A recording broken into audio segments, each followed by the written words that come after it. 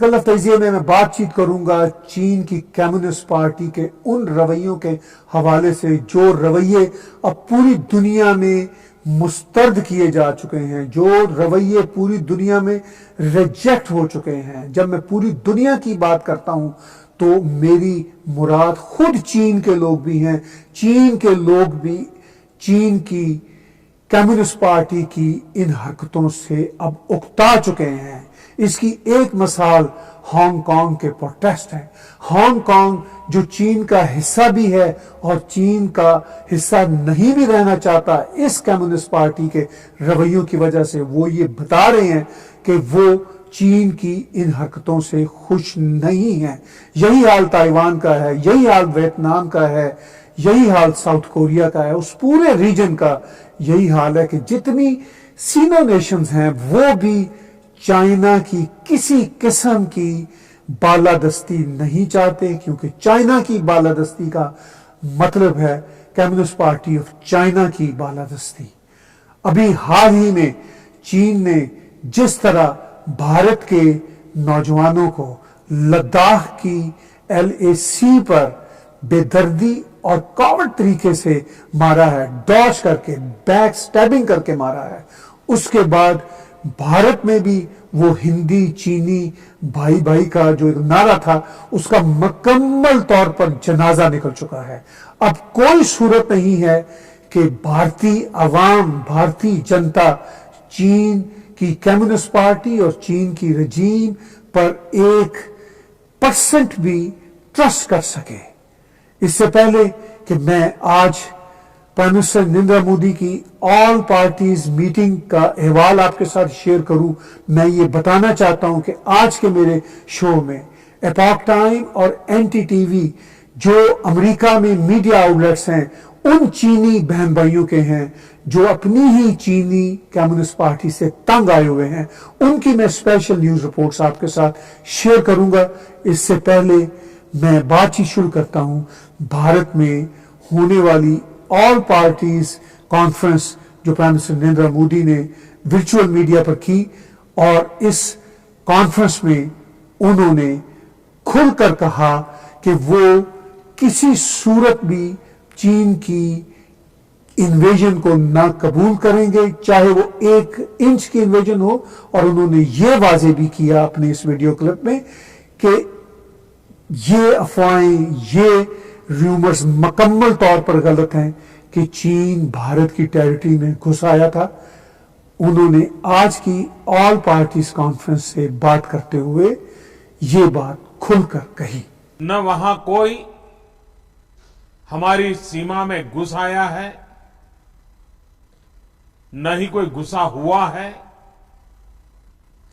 न ही हमारी कोई पोस्ट किसी दूसरे के कब्जे में है।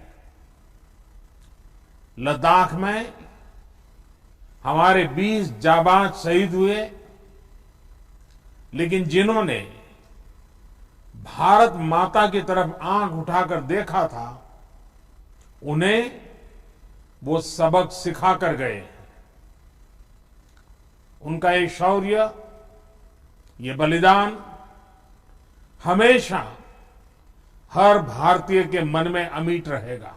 भारत के कुछ ऑपोजिशन के लोग और कुछ मीडिया के लोग सोशल मीडिया पर कुछ दिनों से ये प्रोपेगेंडा कर रहे हैं कि प्राइम मिनिस्टर नरेंद्र मोदी खामोश हैं और खुल के बात नहीं कर रहे और चीन भारत की टेरिटरी में घुस आया है।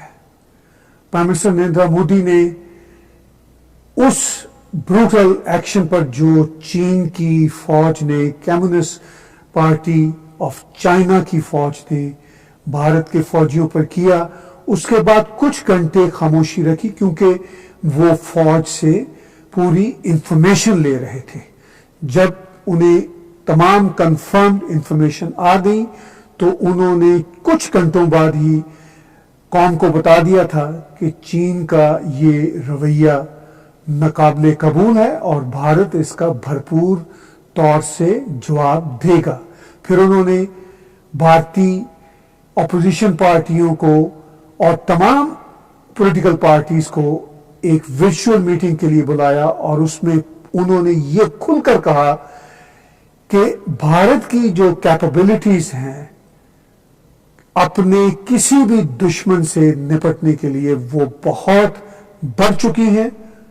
उन कैपेबिलिटीज के बारे में प्राइम मिनिस्टर नरेंद्र मोदी ने आज अपनी वर्चुअल मीटिंग में जो कहा, आप भी सुनिए। आज हमारे पास ये कैपेबिलिटी है कि कोई भी हमारी 1 इंच जमीन की तरफ आंख उठाकर भी नहीं देख सकता। आज भारत की सेनाएं हर सेक्टर में एक साथ मूव करने में पूरी तरह सक्षम है। ऐसे में हमने जहां एक तरफ सेना को अपने स्तर पर उचित कदम उठाने की छूट दी है, वहीं दूसरी तरफ डिप्लोमेटिक माध्यमों से भी चीन को अपनी बात दो टूक स्पष्ट कर दी है।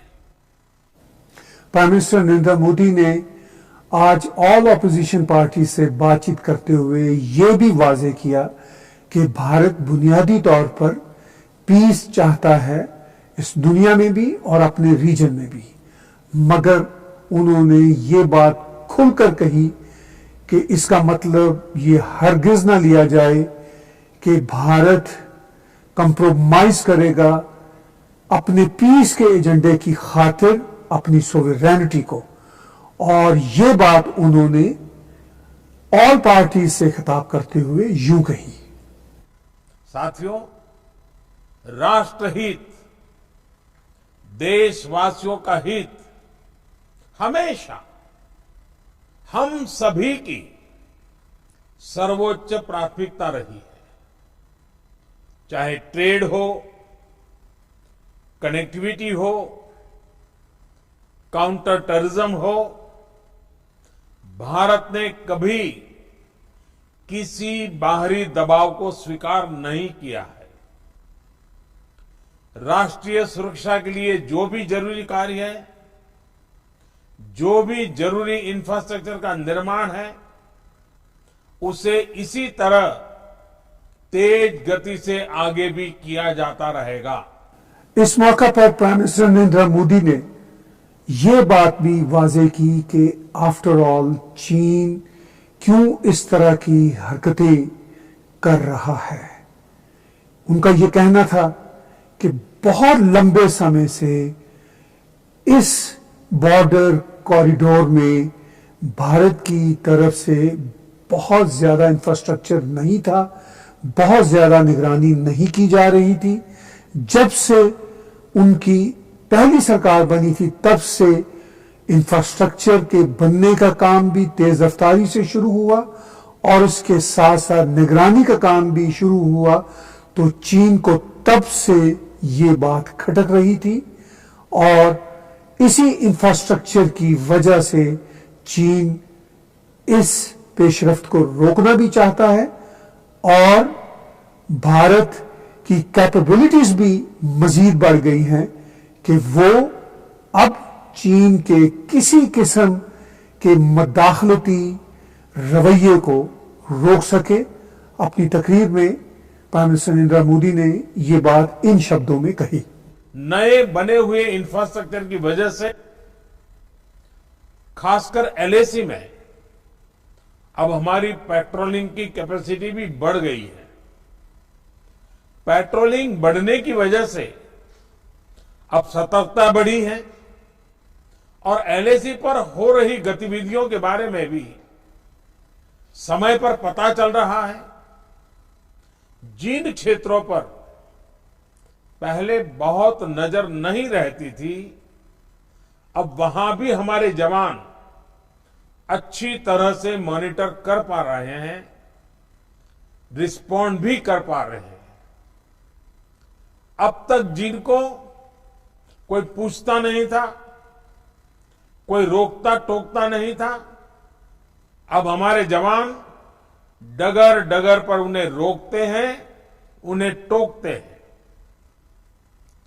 बेहतर हो रहे इंफ्रास्ट्रक्चर से एक मदद ये भी मिली है कि हमारे जवान जो उस कठिन परिस्थिति में वहां तैनात रहते हैं, उन्हें साजो सामान पहुंचाने में आसानी हुई है। इस मौका पर चीन की कम्युनिस्ट पार्टी के स्पोक्स पर्सन ने मीडिया से बातचीत करते हुए ये कहा कि भारत ही इस सारी कार्रवाई का जिम्मेदार है। उनका ये कहना था कि भारत की गैर जिम्मेदारी की वजह से ये वाकया हुआ। यूं कम्युनिस्ट पार्टी ऑफ चाइना ने किसी किस्म की जिम्मेदारी लेने से इनकार कर दिया। कम्युनिस्ट पार्टी चाइना के स्पोक्स पर्सन इस सिलसिला में ये बात खुलकर कहते हैं।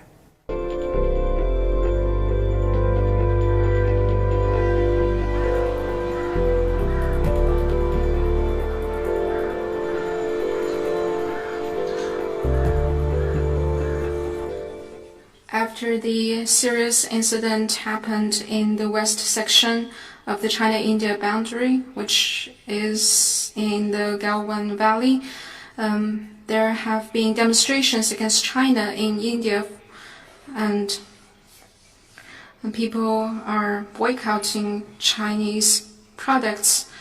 The Indian government is planning to conduct anti-dumping investigations into Chinese products, and telecom operators in India have been asked to stop purchasing Chinese equipment. What's your comment? I'd like to reiterate that regarding the serious situation in the Galvan Valley, the right and wrong is very clear, and the responsibility entirely lies with the Indian side. Both China and India are in communication with each other through diplomatic and military channels on easing the situation. China values our bilateral relations. We hope India can work with China to jointly maintain the long-term development of bilateral relations. China की communist party ने अगरचे जिम्मेदारी भारत पर डाली, लेकिन साथ साथ इस उम्मीद का इजहार भी किया कि चाइना और इंडिया के बीच जो बातचीत चल रही है, उस बातचीत के नतीजा में जो ये कॉन्फ्लिक्ट है वो रिजॉल्व होगा। और इस कॉन्फ्लिक्ट के रिजॉल्व होने के साथ साथ उन्होंने इस उम्मीद का इजहार भी किया कि तल्लुकात भी मामूल पर आ जाएंगे। लेकिन दूसरी तरफ भारत में कंट्री वाइड प्रोटेस्ट हो रही हैं। इंडियन साइड में ये बात खुलकर की जा रही है कि चाइना की तमाम गुड्स का बायकॉट किया जाए इंडिया में, और उस बायकॉट में किसी किस्म की चीनी अशिया की खरीदो फरोख्त ना हो। और इस वक्त भारत में गम और गुस्से की जो फजा है वो बहुत ही ज्यादा अपने इंतहा को छू रही है। अगर हम इंटरनेशनल